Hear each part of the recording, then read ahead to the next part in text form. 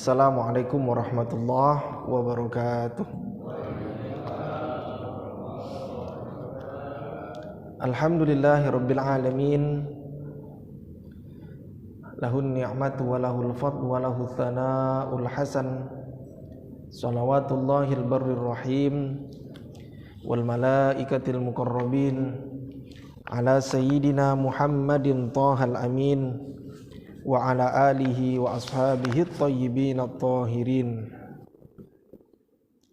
Allahumma la sahla illa ma ja'altahu sahla wa anta taj'alul hazna ya hayyu ya qayyum idza syi'ta sahla. Rabbi shrah li sadri wa yassir li amri wahlul 'uqdatam min lisani yafqahu qawli, amma ba'du.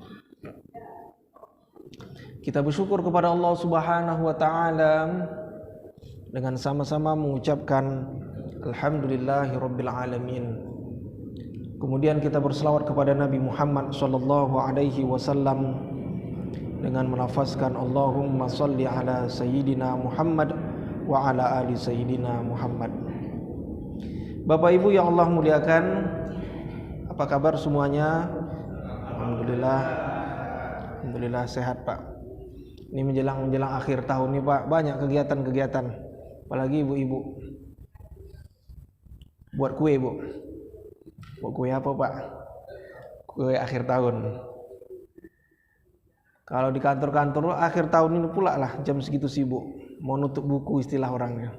Tapi semoga apapun yang kita niatkan dan kita bekerja di luar tuh, niatkan Bapak Ibu karena Allah Subhanahu wa taala. Karena yang kita dapat bekerja. Lalu setelah kita dapat kerja, dapat gaji. Lalu gaji itu kita persembahkan keluarga kita. Nah, semoga dengan yang kita persembahkan keluarga kita mendapat keberkahan. Amin ya rabbal alamin. Kita lanjutkan kajian kita tentang ulama-ulama Nusantara Melayu yang memiliki kontribusi besar bagi peradaban dunia. Jadi ada kitab yang populer itu Arba'in An-Nawawiyah. Mungkin ustaz-ustaz ada ngaji tentang hadis. Ada Pak Yannya? Ustaz yang ngaji tentang hadis. Biasanya ada hadis populer tuh namanya Arba'in An-Nawawiyah. Arba'in itu 40. Sebenarnya hadisnya 42. Di kitab ditulis oleh Imam Nawawi. Nah, ternyata ulama kita Nusantara ada mensyarahnya, Bu. Mensyarah itu menjelaskan, itu kerennya. Jadi kalau saya di kampus itu mahasiswa itu kalau ada buku besar, buku misalnya Pak, selalu saya bilang mahasiswa tolong diresum. Diresum itu diringkas. Ringkas itu dibaca dulu bukunya, lalu dituangkan dalam bentuk kesimpulan atas apa yang kita baca. Itu meresum. Tapi kalau kitab hadis itu syarah nama Pak. Disyarahnya, dijelaskannya. Jadi ada ulama Imam Nawawi membuat kitab Arba'un An-Nawawiyah. Lalu saat itu ulama kita Melayu Nusantara ini mensyarah, menjelaskan. Dan itu biasa tradisi itu Pak. Supaya apa? Supaya pemahaman kita itu semakin jelas terhadap ilmu agama. Nah, hal yang paling dasar di kitab ditulis oleh ulama kita ini berkenaan dengan hadis yang kedua nih Pak. Apa dia? An Umar radhiyallahu anhu Aidon itu juga. Jadi hadis sebelumnya pernah Umar juga meriwayatkan. Umar itu maksud Umar ibnul Khattab. Dia itu sahabat Nabi yang kedua, khalifah kedua. Umar itu tinggi badannya Pak. Mungkin pernah saya jelaskan di masjid ini. Saking tingginya, kalau dia naik kuda, kakinya itu Bu nggak diletakkan di perana. Tempat pemijak kuda itu namanya perana Pak. Saya tahu. Di simpang SKA itu kan ada tempat latihan kuda. Itu sengaja tuh tak dibangun mall tuh Pak. Padahal kalau dibangun mall tuh bagus tuh, berhadapan kan SKA di depan Wiven World, Transmart. Yang di situ kan kosong kan? Itu tempat pelatihan kuda tuh Pak. Bagus bapaknya. Siapa kemarin punya? Kami dengan Ustaz Abdul Somad ikut latihan itu. Ada berkuda, kegiatan-kegiatan sunnah, ada memanah. Itu nggak mau dijual tanah. Kalau orang Cina beli itu mahal, itu pasti laku tuh Pak. Tapi nggak mau. Nah begitulah. Nah, tapi dikhususkannya untuk pelatihan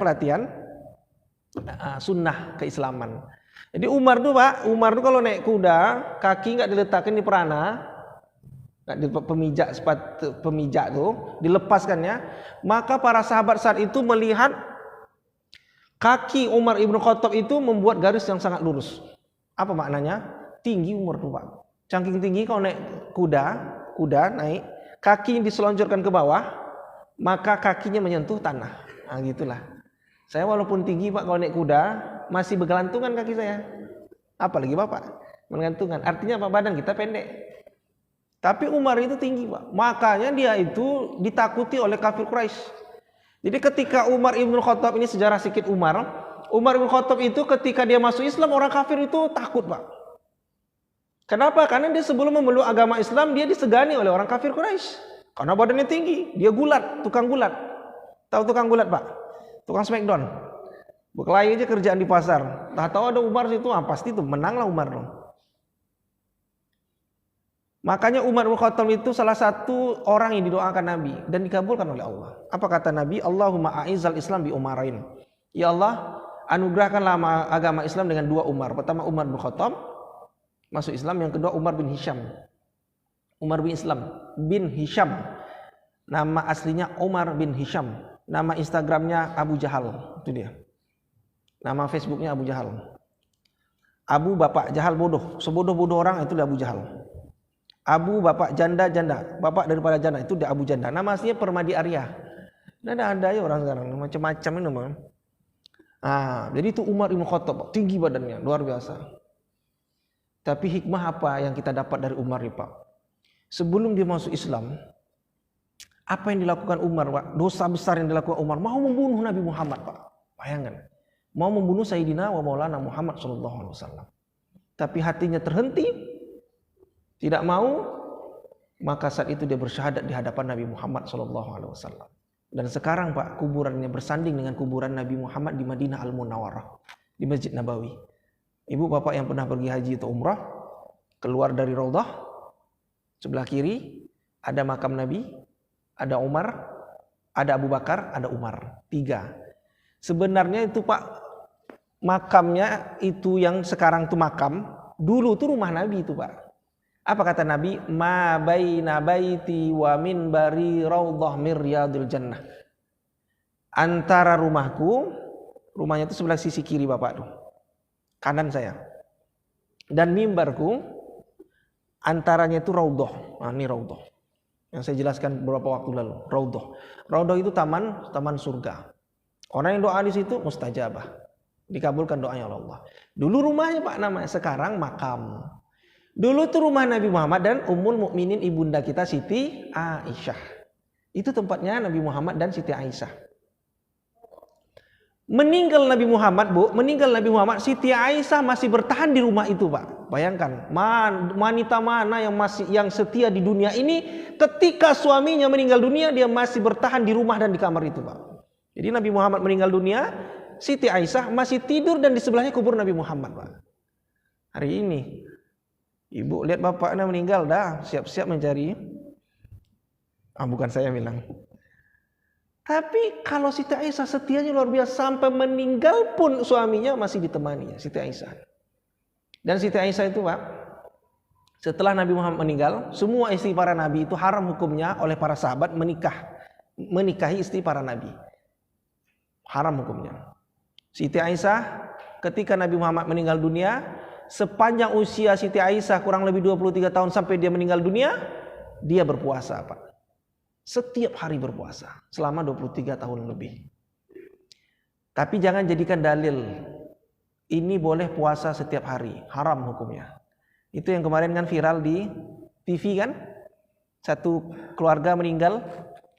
Saya dapat informasi sementara bahwa mereka ada ajaran yang menyimpang mereka pahami. Mereka tuh berpuasa, Pak, sampai matahari terbenam berpuasa. Ada itu ajaran, Pak. Saya pernah lihat dulu waktu saya 10 tahun lalu lah kurang lebih. Saya pernah lihat ada satu ajaran berpuasanya 3 hari non-stop, Pak. Kalau kita kan puasa Ramadan atau puasa Senin sunnah itu kan matahari terbenam batal kan gitu kan. Ada ajaran silat yang menyimpang 3 hari nggak boleh makan dan minum. 3 hari ada, Pak. Nah, yang berita kemarin yang viral satu keluarga meninggal dunia kan ditemukan di situ ada kajian-kajian kitab-kitab dia. Itu kan disinyalir dia itu mengamalkan suatu ajaran berpuasa setiap hari tanpa putus, Pak. Itu tidak boleh, Pak, haram hukumnya. Tapi Ustaz, istri Nabi Siti Aisyah boleh. Beliau itu berpuasa setiap hari ketika matahari terbenam beliau buka puasa. Dan kita tidak boleh berpuasa setiap hari karena itu khusus buat istri Nabi Muhammad yaitu Ummul Mukminin. Apa hikmahnya? Supaya Siti Aisyah radhiyallahu anha dijaga terpelihara daripada perbuatan maksiat. Maka dia berpuasa. Orang Pak kalau berpuasa terhindar dari maksiat, betul nggak? Puasa kita Bu, misalnya puasa sunnah Ibu misalnya kan, terhindar dari perbuatan maksiat. Nggak akan ada niatnya mau lihat maksiat nih. Pergi pengen siang hari lagi puasa nih, pengen pergi siang hari pergi tempat yang dibenci Allah, nggak ada. Nggak usah kami itu puasa, kata ibu-ibu, bukan ibu sini, ibu sebelah. Kami niat puasa buat diet. Ada tuh kadang mak-mak tuh puasa buat diet. Ada aja macam-macam. Diet itu niat apa ya, bonusnya ya. Tapi niatnya karena Allah Subhanahu wa taala. Nah, jadi berita kemarin tuh ternyata disinyalir sementara, informasi saya sementara mereka punya ajaran puasa setiap hari. Pada orang kaya mereka. Puasa setiap hari, non-stop, maka meninggal satu keluarga. Itu indikasi awalnya. Apakah itu menggoreng isu untuk kriminalisasikan agama Islam, wallahu alam. Tapi yang jelas itu informasi sementara. Atau mungkin bisa saja itu dibunuh segala macam, wallahu alam. Tapi pembunuhan tidak ada terjelas itu. Nah, jadi tidak boleh puasa setiap hari kecuali ummul mukminin. Maka pernah suatu ketika ada anak muda bertemu Nabi Muhammad. Anak muda ini sehat Pak, sehat badannya, tubuhnya kuat. Terkesima lihat Nabi Muhammad, badannya, wajahnya Nabi Muhammad ganteng menawan. Berazam dalam dirinya Pak, aku 1 tahun yang akan datang mau ketemu lagi Nabi Muhammad. Ngapain? Ternyata dia pengen surprise. Dia diam-diam mau mengakukan sebuah amalan yang gak diketahui Nabi Muhammad Pak. Maka 1 tahun berlalu, tiba-tiba pemuda ini datang menemui Nabi Muhammad. Apa katanya? Ya Rasulullah, tidakkah kau mengenaliku? Langsung Rasul mengatakan, siapa ini pemuda? SKSD, kalau bahasa anak sekarang, sok kenal sok dekat. Aku Rasulullah yang 1 tahun lalu yang aku menemui engkau. Maka Nabi Muhammad karena punya sifat fatonah. Ibu tahu fatonah Bu? Apa arti fatonah? Cerdas. Nabi Muhammad itu cerdas. Karena punya daya ingat yang cerdas, ingat Nabi, bukankah 1 tahun lalu yang kau menemui aku? Iya. Apa kata Nabi? Dulu 1 tahun lalu kau menemui aku, badannya sehat, tubuhnya kuat, kekar, gemuk. Kenapa kok sekarang badanmu kurus ceking? Kata Nabi. Dengan pedenya pemuda ini bilang, Pak, aku ya Rasulullah 1 tahun lalu melakukan amal ibadah yang tanpa engkau ketahui. Apa amalan ibadahmu? Kata Nabi. Aku melakukan amalan ibadah berpuasa selama 365 hari tanpa putus. Apakah Nabi Muhammad kala itu menjawab, anak muda, kunci surga aku pegang, maka nomor 2-nya yang masuk surga adalah engkau. Enggak Pak. Saat itu Nabi katakan, man amaraka an tu'adziba nafsak. Siapa yang menyuruh kamu berpuasa sepanjang tahun? Siapa menyuruh kamu berpuasa setiap hari selama 365 hari? Ternyata amalan dia selama berpuasa 365 hari itu ditolak oleh Allah Subhanahu wa taala. Kenapa? Tidak ada tuntunannya berpuasa setiap hari kecuali bulan suci Ramadan, dan itu pun 30 hari atau 29 hari. Jadi jelas Pak ya, nggak ada ajaran-ajaran ini, mudah-mudahan nggak sampai di Pekanbaru ajaran-ajaran puasa tiap hari. Ya, jangan tiap hari, 3 hari berturut-turut Pak, nggak buka puasa. Ada tuh ajaran silat tuh yang menyimpang, nggak betul begitu. Nah, tapi khusus untuk Siti Aisyah itu adalah istri-istri Nabi khususan. Jadi Siti Aisyah menemani Nabi Muhammad ketika Nabi Muhammad meninggal dunia. Meninggal ayahnya Siti Aisyah namanya Abu Bakar. Jadi Abu Bakar tuh ayahnya Siti Aisyah, mertuanya Nabi Muhammad. Dia sahabat Nabi sekaligus mertua. Lalu saat itu Abu Bakar tuh Bu, ini sejarahnya kenapa kok ada makam Nabi Muhammad, Abu Bakar, Umar. Jadi biar nggak kaget Ibu ketika umroh. Kok ini kenapa nggak ada makam saya di situ? Ibu kan masih hidup, gitu kan? Jangan pula gitu. Kalau orang meninggal di Madinah tuh Pak, ada pemakaman Baqi namanya. Baqi itu pemakaman yang terlepas daripada mungkar dan nakir. Salah satu hikmahnya. Kalau di Mekah itu namanya Ma'la. Ada ulama kita, Mbah Maimun di situ dimakamkan di Ma'la. Itu orangnya diampuni dosanya oleh Allah. Nah, meninggal Abu Bakar ayahnya Siti Aisyah, maka dimakamkan di rumahnya itu. Bayangkan Pak, Siti Aisyah dia taat sama suami plus taat sama ayahnya. Dia masih menemani Nabi Muhammad dan Abu Bakar, padahal 2 kuburan itu ada di dalam kamarnya Siti Aisyah. Ini luar biasa Siti Aisyah. Makanya Siti Aisyah itu dikenal dengan Ummul Mukminin. Apa arti Ummul Mukminin? Ibunya para orang-orang beriman. Jadi ibu saya, ibu bapak, ibu-ibu, ibunya orang beriman itu Siti Aisyah radhiyallahu anha. Makanya kemarin kan ada lagunya viral kan? Aisyah, kayak itulah saya tak hafal. Nah, itu ibu kita orang beriman. Kenapa? Sanggup dia tidur dalam satu ruangan, di situ ada kubur suaminya, di situ ada kubur ayahnya. Nah, itu khusus, Pak. Ketika Umar meninggal dunia lagi sekarat, Umar menitipkan pesan, Pak. Saat itu Umar di khalifah menitipkan pesan kepada Siti Aisyah, ibunda kita. Tolong sampaikan kepada ibunda kita. Ini pesan Umar bin Khattab kepada stafnya. Tolong sampaikan kepada Ummul Mukminin Siti Aisyah agar aku, kata Umar ibn Khattab, juga dimakamkan di samping khalifah pertama Abu Bakar As-Siddiq. Harusnya itu makamnya ditempati oleh Siti Aisyah nantinya. Itu sejarahnya. Tapi karena ini permintaan dari khalifah, yaitu Umar saat itu menjadi khalifah, maka mau tidak mau Siti Aisyah mengabulkan. Wafatlah Umar ibn Khattab karena dibunuh. Maka saat itu dimakamkan di sebelah Abu Bakar. Makanya makamnya itu, Pak, kalau dibuka pintunya, dia kayak tangga, Bu. Satu makam Nabi lebih tinggi, yang kedua Abu Bakar, ketiga Umar. Nah, jadi kayak tangga gitu. Lebih tinggi Nabi Muhammad. Di dalam Masjid Nabawi itu. Nah, ketika Umar ibn Khattab dah dimakamkan, maka Siti Aisyah barulah pergi meninggalkan rumah itu atau kamar itu, Pak. Kenapa kok Siti Aisyah meninggalkan? Karena dia tahu bahwa di situ sudah ada orang yang bukan mahramnya. Siapa dia? Umar. Umar itu bukan mahram Siti Aisyah. Mahram Siti Aisyah itu Nabi Muhammad karena suaminya. Yang kedua Abu Bakar karena ayah kandungnya. Tapi ketika Umar sudah masuk di kamar itu jasadnya, Siti Aisyah meninggalkan rumah itu. Pergilah Siti Aisyah. Nah, Siti Aisyah sekarang makamnya di Baqi. Tapi orang-orang Baqi, orang-orang penjaga-penjaga askar-askar itu, Pak, Bapak kan pernah haji umroh tuh kan. Nah, orang tuh bilang lu, Pak. Saya pernah bilang pakai bahasa Arab, saya bilang kan, aina maqam Ummul Mukminin Aisyah, enggak mau dia. Padahal di makam Baqi itu ada Siti Aisyah, ada makam Siti Aisyah. Tapi kenapa enggak mau bilang? Khawatir nanti, Pak, ramai pula orang kunjungan gitu kan. Desak-desakan, oh ini Siti Aisyah, Siti Aisyah. Desak-desakan orang jadi ramai. Ini makam Baqi itu terhampar luas, Pak, hanya batu saja. Batu saja sebagai tanda. Tandanya nggak ada di situ tulisan nama. Tapi oleh para ulama dikatakan bahwa di situ ada makam Siti Aisyah, Hasan dan Husain, Fatimah. Kemudian ada lagi makam ulama-ulama yang soleh begitu. Tapi orang itu nggak menyebutkan, Pak. Nah, makam Baqi itu dekat dengan Masjid Nabawi. Keluar dari makam Nabi Muhammad sebelah kiri dia, Pak. Nah, mudah-mudahan Bapak Ibu bisa berkunjungi Mekah Al-Mukarramah. Tahun depan itu lebih banyak, Pak, 5 juta orang. Makanya kemarin ayah saya baru pulang umroh, dia bilang Masjidil Haram sekarang itu udah besar, Pak, udah diperluas, akan menampung orang-orang nanti. Hikmahnya luar biasa, Pak. Madinah Al-Munawwarah dan Makkah Al-Mukarramah. Jadi itu Umar bin Khattab, Pak. Umar bin Khattab sejarahnya. Jadi Umar itu tinggi. Jadi apa kata Umar?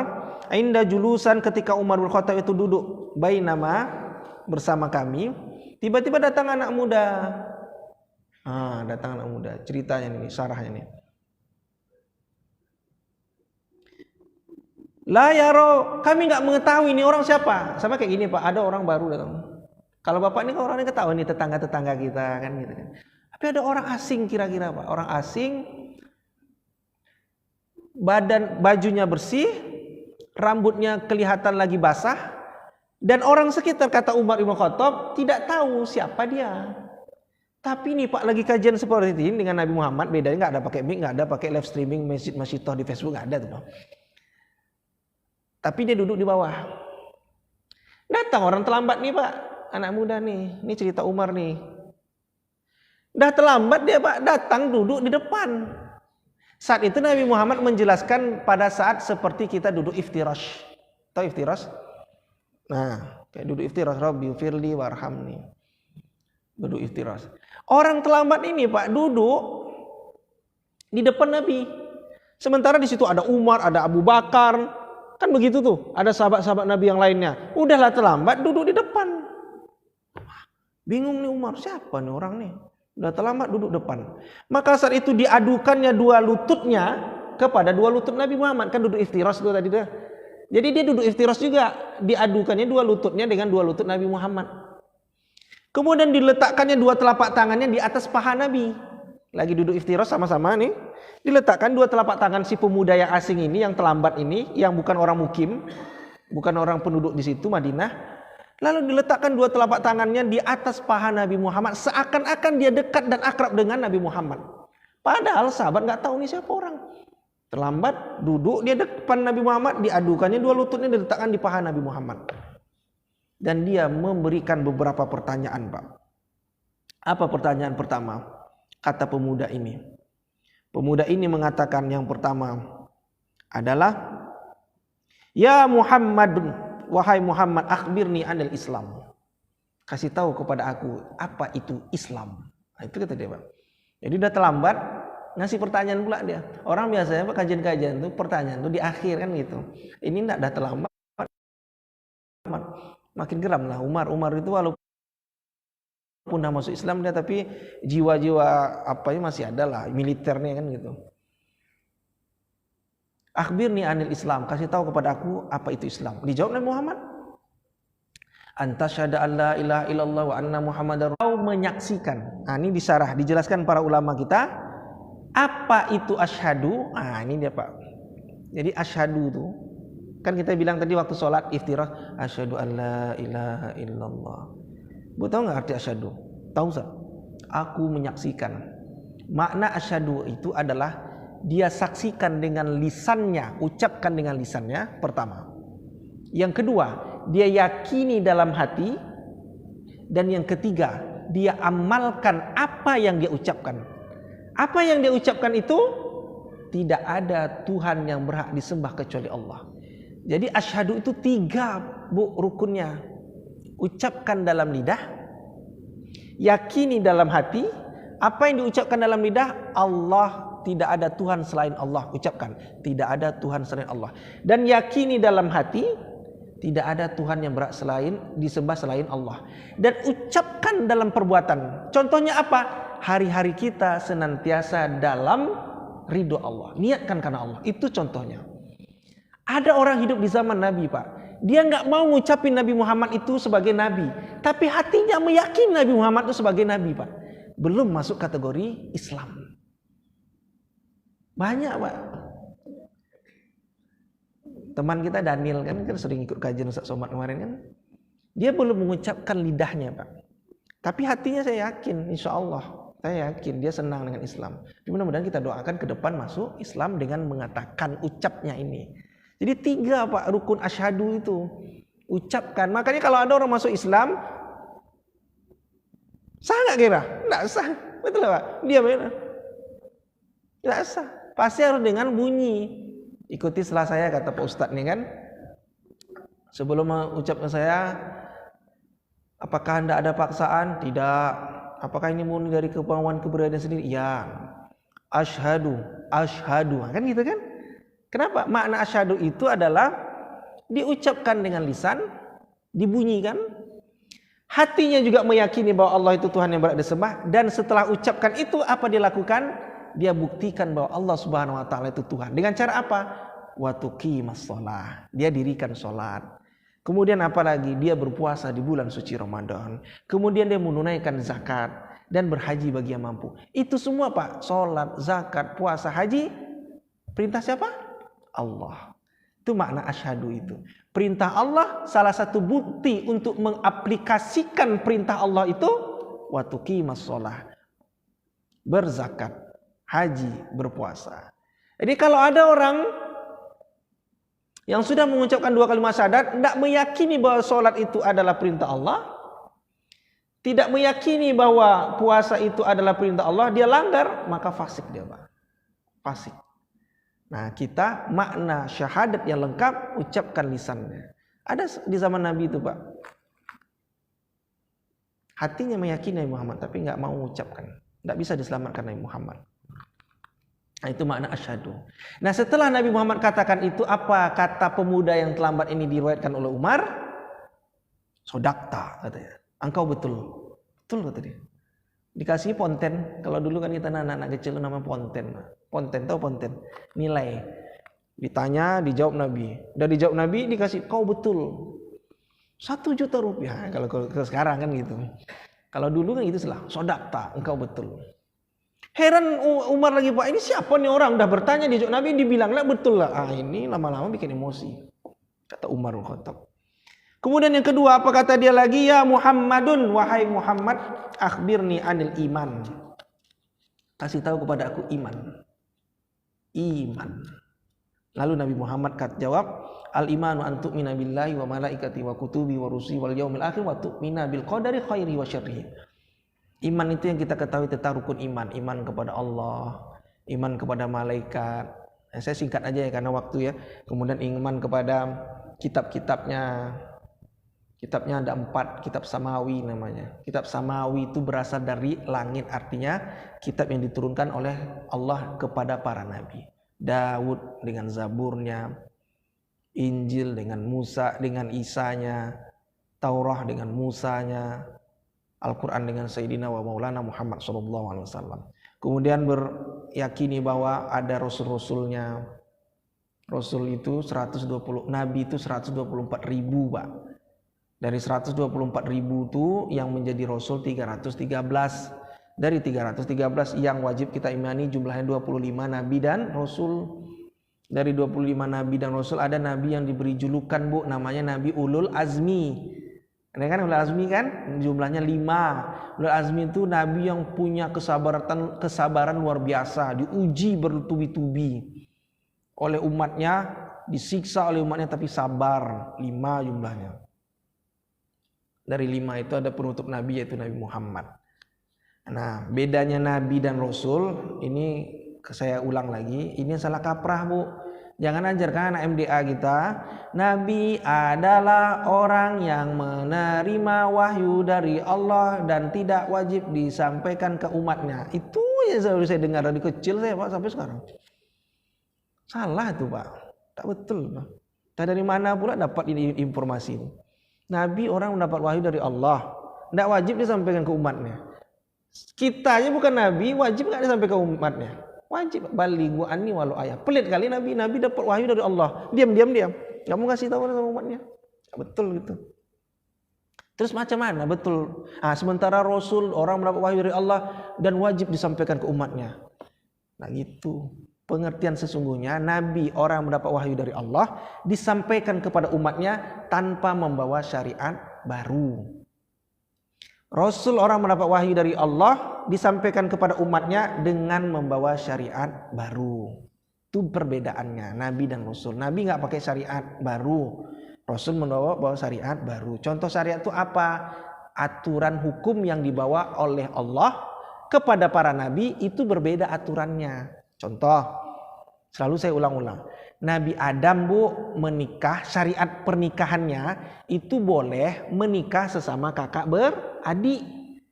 Adam menikah dengan Hawa, punya anak, ada Habil, Kabil, Iklima, ya kan itu kan?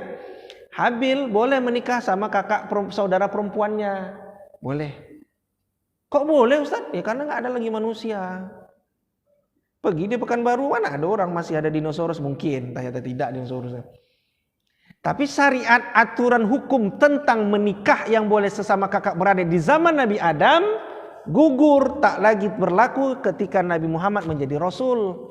Ketika Nabi Muhammad menjadi Rasul, ibu punya anak 10. Tanggung 11 lah mentang-mentang Piala Dunia sekarang lah, 11 klasemen sementara. 11 misalnya, 6 laki, 5 perempuan. Hebat lah bukan Piala Dunia. Ar-Rahman baca ya kan? Ar-Rahman. Saya nonton keren juga. Qatar ya. Di pesawatnya Jerman membawa brand tentang LGBT ditolak, nggak boleh mendarat, suruh terbang dia, pergi dia ke negara lain. Jerman tuh pakai pesawat ada logo LGBT Pak, dilarang sama Qatar. Itu mantap negara Muslim. Indonesia kalau buat kayak itu radikal lah dibilang kan, payah kadang.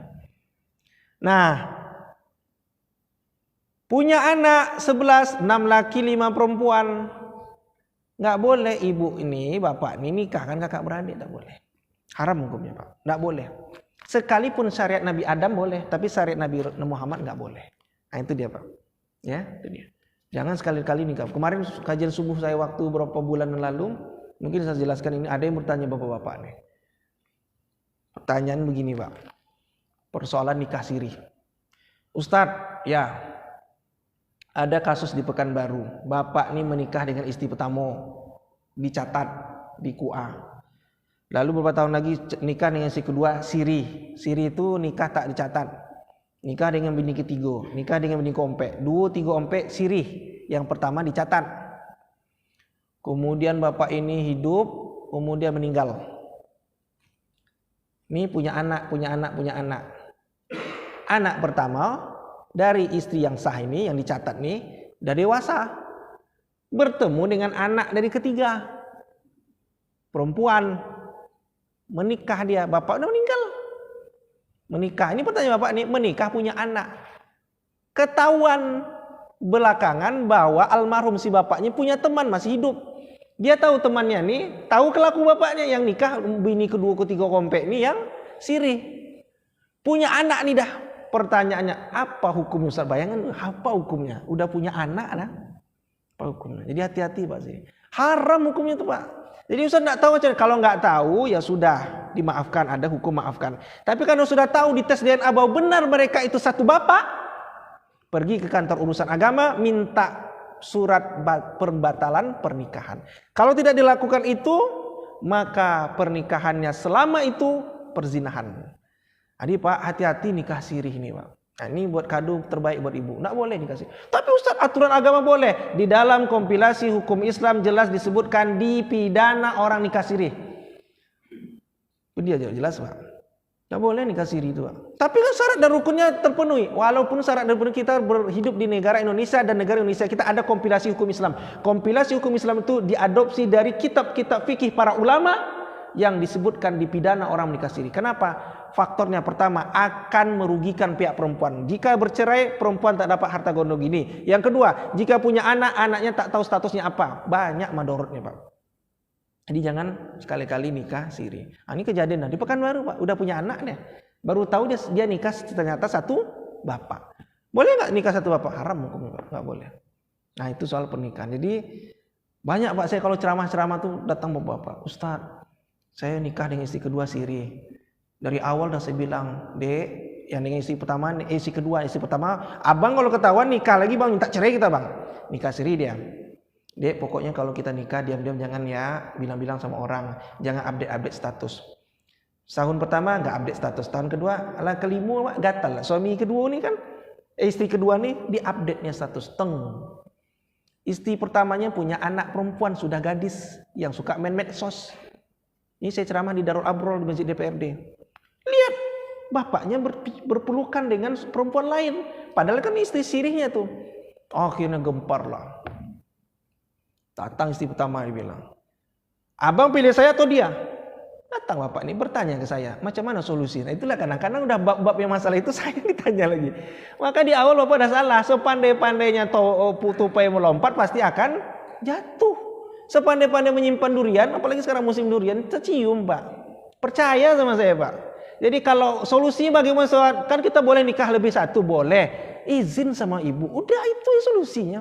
Itulah permasalahan Ustaz. Apa? Nggak bisa izin anak salah. Itu Allah alam lah gitu. Izin ya Pak. Karena pasti akan tercium. Pasti akan tercium Pak. Pasti ya. Karena apa? Karena bapak pasti punya anak. Anak itu lambat laun sudah mulai dewasa Pak.